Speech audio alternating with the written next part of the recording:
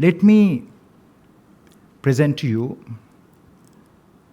that the origins of the Islamic State, the terrorist group that mounted the attack in Sri Lanka, has its genesis in 2014, June 29th, when a terrorist leader called Abu Bakr al-Baghdadi, he declared a caliphate in Syria and Iraq. The first wave of Sri Lankans that traveled to Syria and Iraq, and I want to tell you a total of 41 Sri Lankans traveled. They came from two families. One is called the Mushin family and the other is called the Tajuddin family. They are mostly from the central province, Kandy-centric. And the leader of this group was a man called Nilam. He also studied at Trinity. Then he went to Pakistan and he did a degree at the International Islamic University. And then he returned back to Sri Lanka and he was radicalized by his own brother, a man called Ishaq. Ishaq worked for a humanitarian organization in Sri Lanka for many years, and then he went to Tanzania. And then he traveled to Syria and Iraq to provide humanitarian assistance, during which time he got radicalized. They are recruiting from 4 interfaces. One is family. Father, mother, children, grandchildren, cousins, nephews, may even recruit grandmother and grandfather, because they present it as a religion, as a duty to God. They also recruited from a cross-section of society. That is the rich, the poor, the educated and the less educated. So we have very educated people, even with people with PhDs, masters, who went and joined this group. Education itself is not making our people resilient or immune to the IS ideology, the type of education we have at this point in Sri Lanka. All of them came from middle class, upper middle class, educated and wealthy families. The profile is different. The only 2 people who were poor, they came from the east. One is Zahran himself, and Zahran also recruited a man called Hashtun.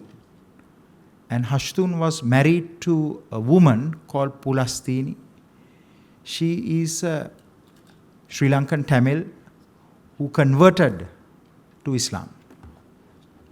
They were both in Valachine and in Katankudi. But all the others who joined the network that Zahran led to stage the Easter Sunday attacks, they came from the Western province. And they were well-to-do families, well-to-do children. That is because the IS recruitment was largely in cyberspace. So cyber is the principal medium for recruitment and radicalization. And they all believed in an ideology that if you do a terrorist attack against non-Muslims, that you will go to heaven and you will have an audience with God or Allah, and you will be forgiven for your sins and vices, and you can take 70 relatives to heaven, and you will also have 72 beautiful girls. But this is the ideology of this group. This is not the religion of Islam. So I want to share with you that groups such as the Islamic State, the groups such as Al-Qaeda, they create their own ideologies, which is distinct from the religions. All religious groups, without exception, have produced terrorists. The Buddhists have produced a group called Om Shinrikyo in Japan. They did a sarin attack. Very deadly terrorist group. I myself visited Japan and spoke to people who countered the threat of this group. They recruited brilliant scientists, including from Tokyo University, that could manufacture a range of agents, VX, anthrax, sarin. Similarly, the Jewish terrorist group, the Kakkahane group, they also misinterpreted the Torah. And all of you know what happened in New Zealand, in Christchurch, where again, to a large extent, we saw the misinterpretation of Christianity. We also have a Sikh terrorist group called Babar Khalsa International. They misinterpreted Sikhism. So there's no religion that is not being abused today. In fact, we all have to fight to protect our religions from the fanatics that are being produced, sometimes by our own religious institutions that are not regulated. Religion is a precious treasure, and we have to protect our religious space. And to do that, we have to have rules and regulations. This is paramount. This can't be only done by religious clergy. Sometimes they are scared of the extremists.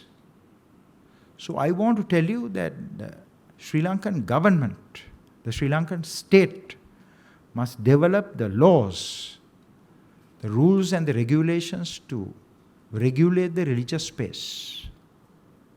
The type of Islam we had in Sri Lanka during that time is what you call Sri Lankan.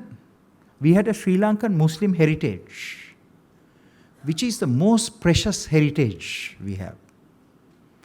What the Sri Lankan Muslims have inherited for centuries from their fathers and their forefathers. This Sri Lankan Muslim heritage is in many ways mediated by the Sri Lankan culture. But we saw that after the anti-Soviet multinational Mujahideen campaign in Pakistan, that the ideology that was there in Saudi Arabia, the Saudis very aggressively started to preach. And there's a competition between Iran and Saudi Arabia. And they funded so many schools, so many mosques around the world, including in Sri Lanka. And with that, we saw some Sri Lankans travel to the Middle East, and they brought the Middle Eastern version of Islam. So I would say that the genesis of what we saw on Easter Sunday was that. Because that beautiful and local and traditional Islam that we had in Sri Lanka was replaced by a foreign ideology. A foreign ideology. It was a virus because it doesn't stand well with the Sri Lankan culture. Because what the Muslims had inherited in this country is what came from their forefathers, from their ancestors, that some clergymen threw out for what came from the Middle East with money. They may have even found that ideology attractive. That is the beginning of what you call exclusivism in Sri Lanka. Exclusivism, ladies and gentlemen, leads to something called extremism. And when extremism grows, you may have terrorism. Islam never reached its peak in the Middle East.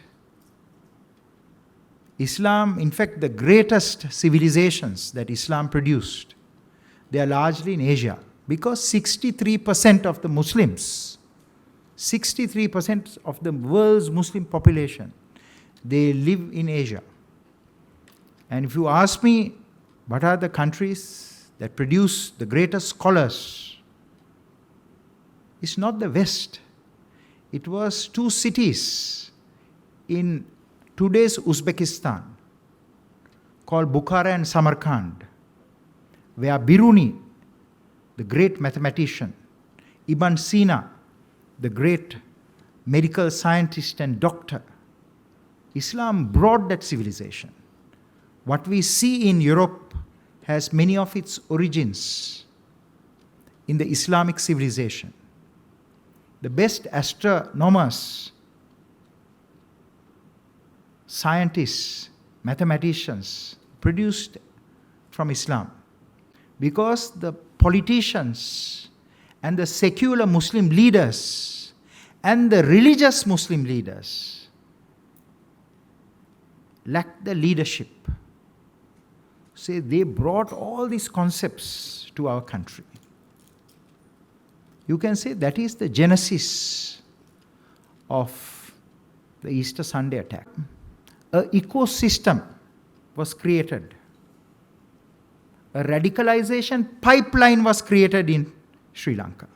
No one can dispute it, because there's no group in modern history that has committed so much of atrocities as IS. In fact, they were very famous for beheading, very graphic beheadings. And IS inflicted huge suffering on the Muslim communities. IS has killed more Muslims than any other group in history, because the IS believed in a particular ideology called takfiris.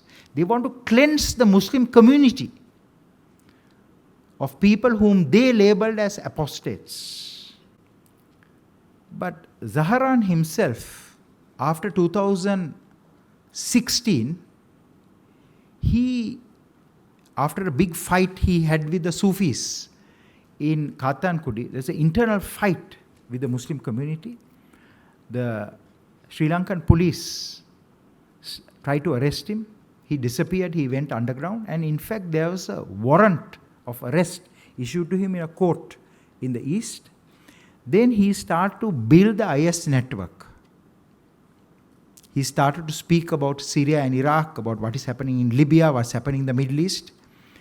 And then online he linked up with another group that was operating in Colombo. That is called Jamiatul Millati Ibrahim Fi Silani. That is a group that was co-opted by the Islamic State.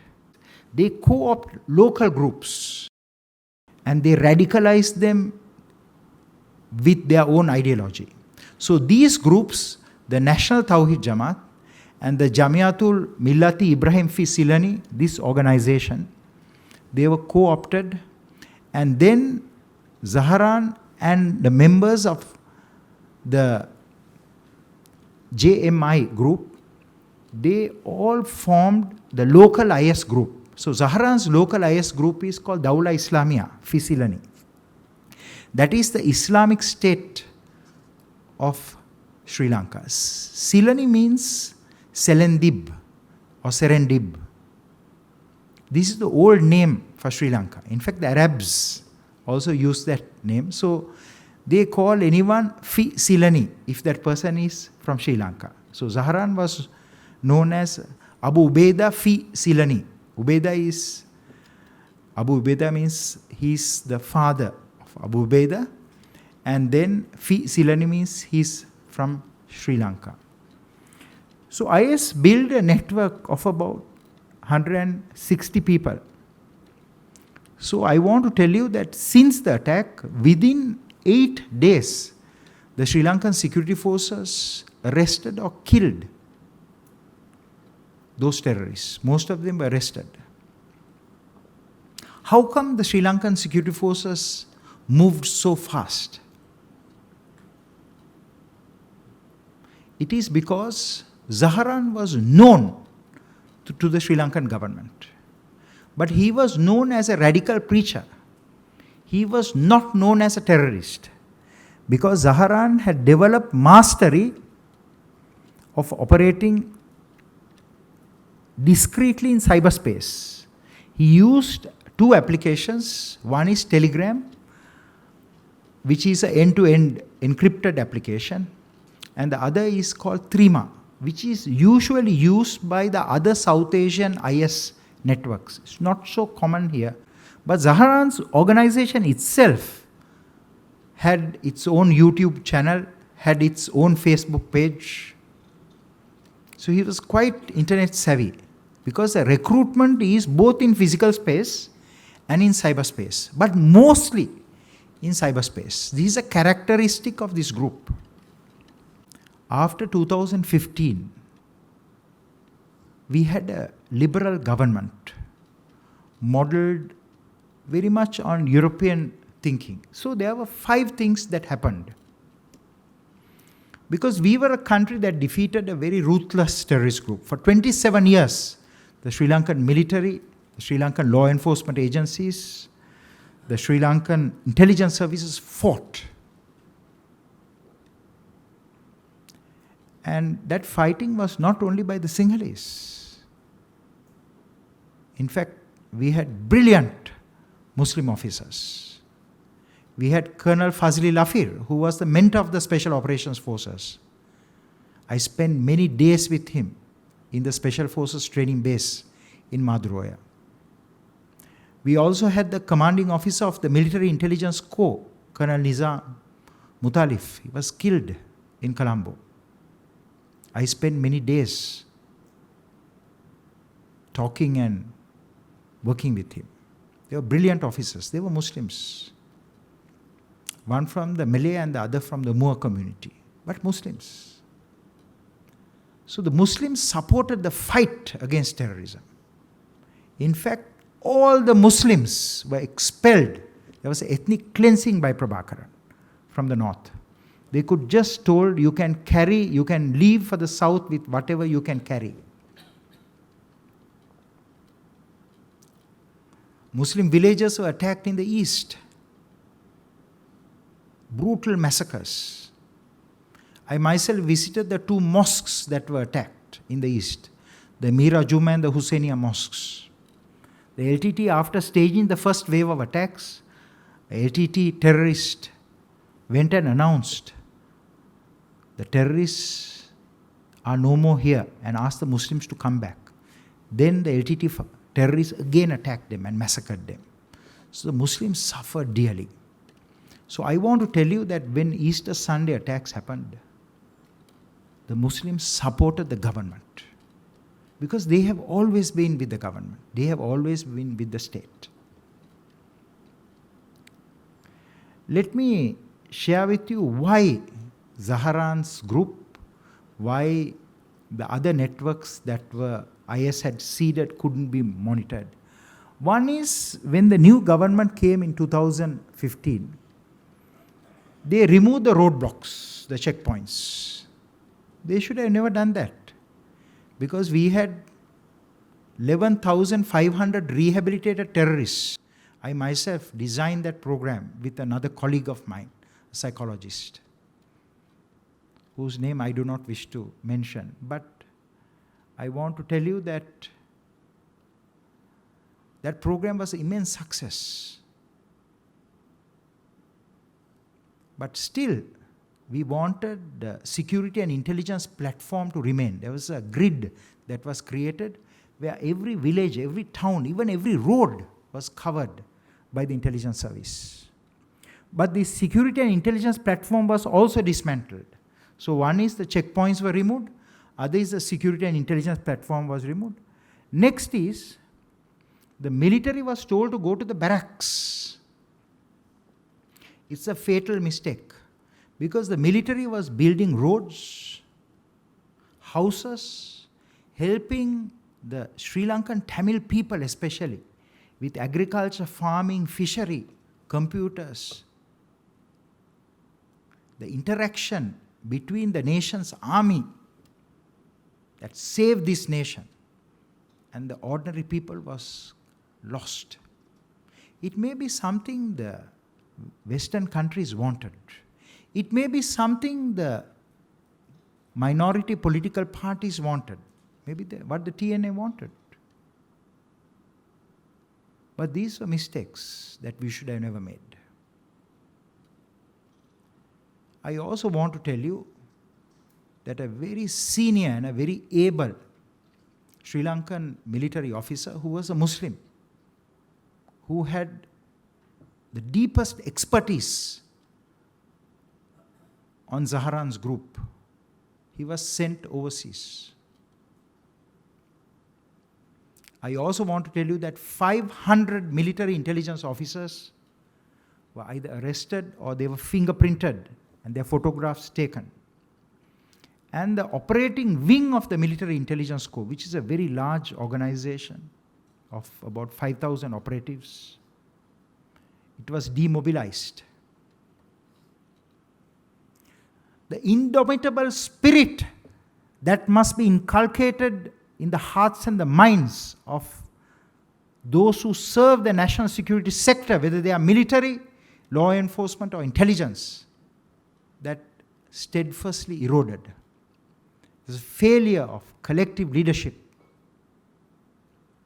because in national security, you have to constantly generate intelligence, and others have to act on that intelligence immediately. It's a crime to have intelligence and not act.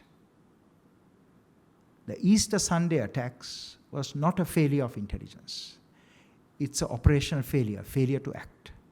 Intelligence was very precise. It said Zahran, it identified his team, it identified the mode of attack, the perpetrator, the perpetrating group, the mode of attack, and also the intended target, churches and other targets.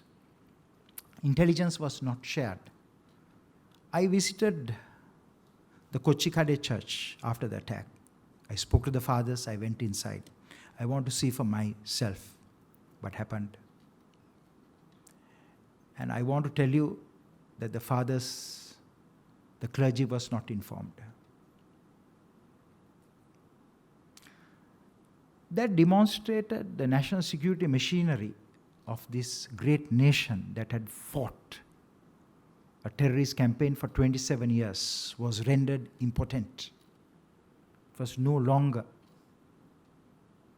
capable of detecting and neutralizing threats. Because politicians played with security and security was compromised. I have to tell you the truth, and I have told you the truth. You have to go beyond that as leaders of Sri Lanka. Because leadership is not only President and Prime Minister and ministers and parliamentarians. We need leadership at all levels. What do I mean by that? That is, the ecosystem that produced Zahran and others is still intact. The radicalization pipeline that produced those terrorists, they are still intact.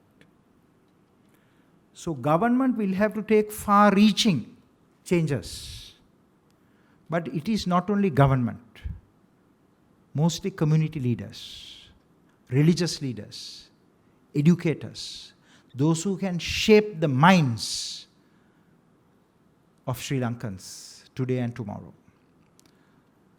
What can we do? I have proposed 5 changes, and I want you to campaign for those 5 changes. One is, we need to criminalize hate speech and incitement to violence.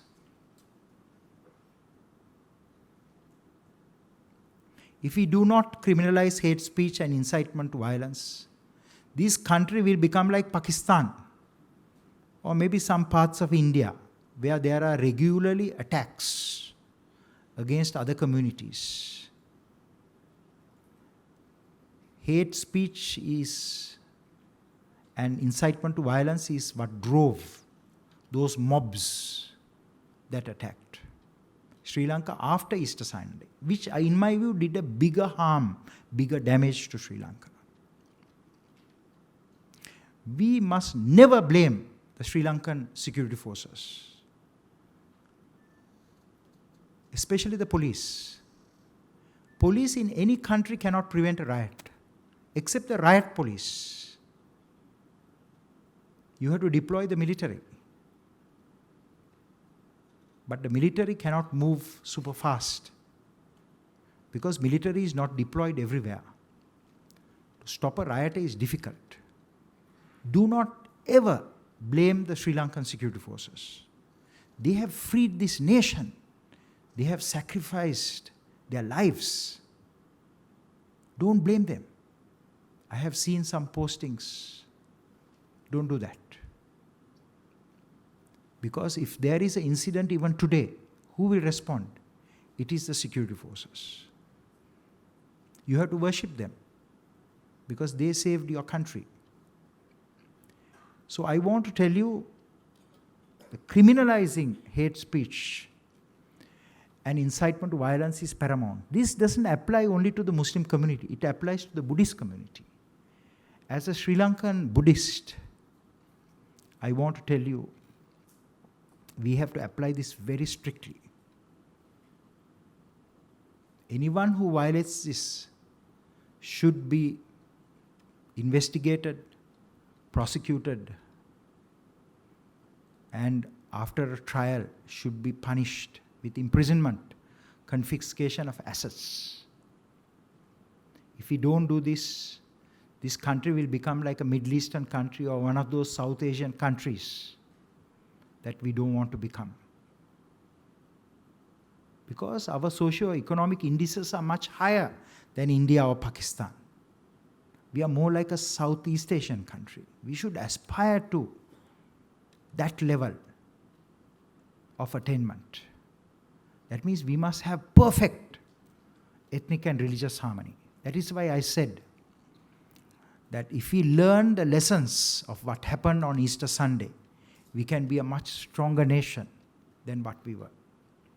Second is, we have to criminalize posting and hosting extremist content on the web. This is a huge problem. I have worked with a number of tech companies, even during this period, with a group of my Muslim friends. We have created a hate reporting network that is directly linked to Facebook and other technology platforms. And I want to tell you that all of you should create hate reporting units. If you see any hate on the net, inform Facebook. Sri Lankan government will get their cyber security agencies after some time. Government moves slowly, you know. The most efficient people in this country is not government. It is the private sector. You can organize yourself. If you see hate, just report. Also report to the law enforcement authorities. At least there will be a record. I said Zaharan was known, but as an extremist preacher, not as a terrorist. Until the threat alert came.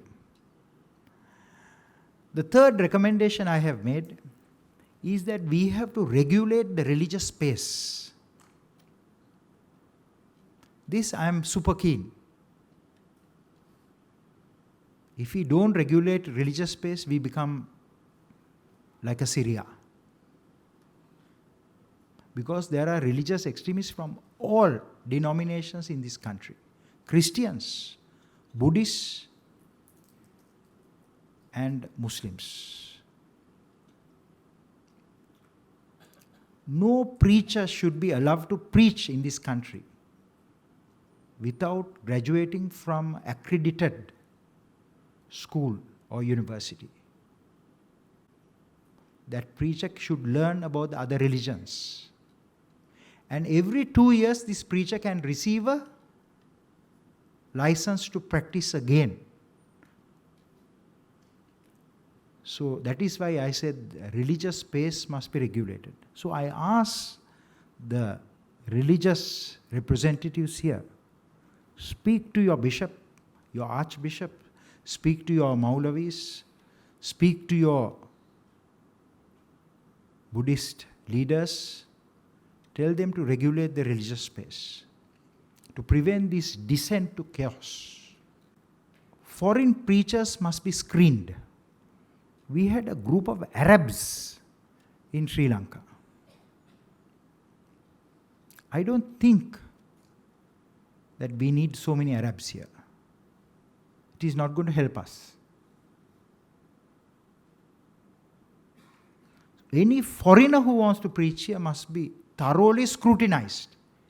Has he ever insulted another religion? Has he traced us to extremist and terrorist groups? If that is so, he should be denied entry. And if he enters discreetly, he should be arrested and imprisoned, and his assets frozen and given a very long sentence and highly publicized, so that no other foreign preachers will come here linked to those groups. That is why I said the religious space must be very tightly regulated. Because today the terrorists are able to operate so effectively because they are infiltrating the religious space. Religious space is the ground for them to make headway. And we have to make that space hostile, not permissive. Right now, the religious space in this country is permissive, meaning anyone can come and operate and do what they want, they can preach. So many extremist preachers have come here. I have looked at the international blacklist of preachers, and I have contrasted it with the preachers who have come here. And I am shocked that we have allowed them to come here. I am not referring only to Muslim preachers. I am also referring to the Myanmar preacher, a man called Viratu. So I want to tell you that it should apply to anyone who insults other religions. Otherwise, it will not be just. Otherwise, it will not be fair. I also want to share with you about the Sri Lankan Muslim heritage. This Muslim heritage is a treasure. It is a piece. So I appeal to you, do not bring Arabization to this country. Arabs are only 10% of the Muslim world. And some of you have made Arabs your model. I have traveled everywhere where they speak Arabic. And I can tell you that Islam reached a pinnacle not in the Arab world. Other than the Arabs, for Muslims we have Uzbeks, Kazakhs, Kyrgyz, Uyghurs, Bahasa speakers, Malay speakers, so many other languages that are spoken. Don't model yourself after Saudi Arabia. It's not going to help you. And it will not help the Muslim community in this country. So you have to treasure the Muslim heritage you got from your fathers and forefathers. Don't supplant it. Don't replace it. It's not going to help you. But this must be told not by me. It must be told by your religious leaders. I'll give you one example. There is constantly a phrase that Zaharan mentioned in his preachings. That is called Al-Wala Wal-Bara. Al-Wala Wal-Bara means loyalty to the state and loyalty to good things and hatred or disavowal of bad things. But Zaharan misinterpreted it. Zaharan said loyalty to Muslims and hatred to non-Muslims. So you can see how a beautiful passage in the religious text was misinterpreted by Zaharan. So many misinterpretations he made like that. So every faith has been misinterpreted. That is why we must have the right leaders, community leaders, religious leaders, and educators to provide that leadership. Let me also share with you one more aspect. Sri Lanka must create its own religious institutions to train its clerics. Must be very careful of sending its clerics to study in certain schools in Pakistan or certain schools in Saudi Arabia. For example, many who came from Medina University, they had, because these are 100% Arab countries, what they preach there is not conducive for our nation. So that is why I said we should build our own universities and our own structures to fortify that Sri Lankan Muslim heritage and identity. Should not rely too much on those institutions overseas. That means we have to regulate and make sure that the Ministry of Religious Affairs here gives a no objection certificate for anyone who wants to go and study overseas. We should have such an arrangement. The Ministry of Religious Affairs should do this, but working in consultation with the relevant law enforcement and intelligence services, who will also provide a report. Has this school and university produced radicals, extremists, terrorists? What is being taught? Is it applicable? That's why I said religious space must be tightly regulated. Otherwise, we'll have a Zahran next year also. Because the ecosystem has to change, the radicalization pipeline. We have failed to build the Sri Lankan nation. All our leaders have failed. The glue is coming apart. Communities are going into isolation. You see. There are few leaders who are brilliant, like our cardinal. I don't think any other religious group has a leader of that stature. I'm a Buddhist, but I want to tell you, I'm very sad. My own faith didn't produce a leader like that. I have to tell you the truth, and I don't fear telling you the truth. So we have to build the Sri Lankan nation, at least after so many years, by building those bridges, those links, those ties that have eroded. And we have to criminalize, such as Sihala Ravya, such as Mahason Balakaya. They have no place in Sri Lanka. You must not fear any of these groups. When we have fought a ruthless terrorist group and dismantled that group, why do we fear such groups? They do not deserve to operate openly. They have to be investigated, and if they violate those new laws, they have to be arrested. They do not represent the true spirit of Buddhists or the true spirit of Sinhalese. This is a Buddhist nation. You must not say this is not a Buddhist nation. It is under a Buddhist nation that the Christians have flourished, that the Muslims have flourished. I saw some minister making a statement recently, and I was disappointed at the time he made that statement, because that would have angered the Buddhists even more. He didn't have a good idea of what he was doing. You must not make this mistake. Our constitution can say anything, but this is a Buddhist nation. We welcomed the Muslims who came. Our king told them to marry even Sinhala women. They married Sinhala women in Kandy. Let me conclude this presentation by 3 projections. One is IS has shrunk in battle space in Iraq and Syria. Abu Bakr al-Baghdadi, the IS leader, for 5 years he didn't produce a video. He was silent after his speech in Mosul in 2014. But he appeared immediately after the Sri Lanka attack. This is a very significant attack for him, success for him.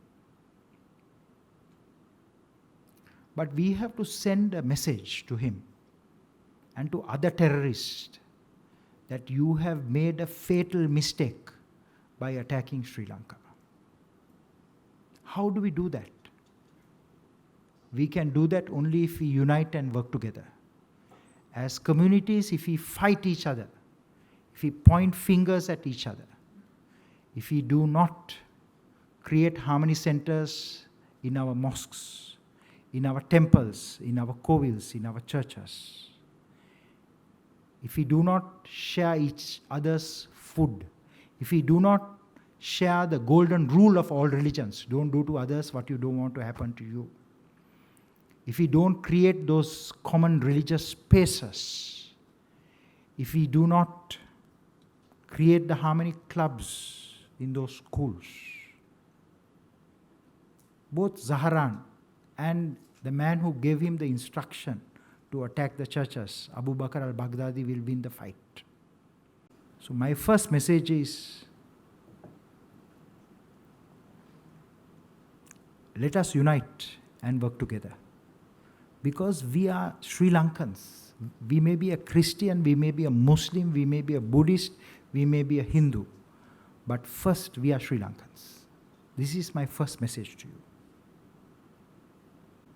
Don't wait for our apex leaders to act. All of you are leaders in your own right. All of you, each one of you. All of you can make a change in this country. Sri Lanka had some issues the last 5 years, but I can tell you that Sri Lanka will not be like what it was in the last 5 years, in the coming years. And I ask you, all of you, to do what you can without complaining or criticizing anyone.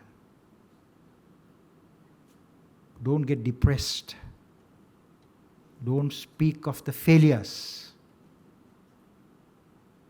Light that one candle without complaining of the darkness. Thank you very much.